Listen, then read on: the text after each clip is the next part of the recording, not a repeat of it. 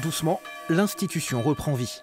À Saint-Christophe, après une année blanche, l'Accordé retrouve enfin ses clients et promeneurs. On va essayer de faire au mieux, tout le monde y met du sien, tout le monde essaye de s'adapter du mieux que possible. Et il n'y a pas de raison que ça se passe mal, quoi. Mais bien sûr qu'on aimerait plus de souplesse dans les navettes, qu'on aimerait... c'est un peu un balbutiement, hein, ça.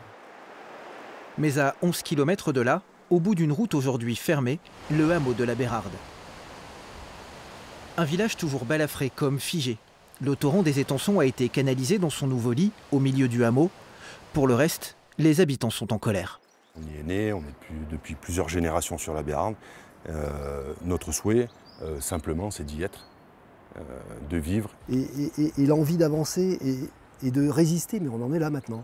On parle de résistance. Enfin, on en est clairement là. À la Bérarde, les travaux de reconstruction encore hypothétiques ne devraient pas commencer avant 2027 au mieux.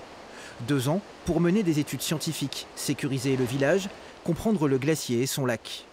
2 ans comme une éternité pour les habitants qui se sentent abandonnés. On est interdit d'y aller en véhicule, on est interdit d'y dormir, ça c'est depuis l'année dernière. En fait, on vit sur des interdits. Voilà les réponses qu'on a aujourd'hui de la préfecture. On est en droit d'attendre de l'État une forme d'attention, de soutien, d'accompagnement.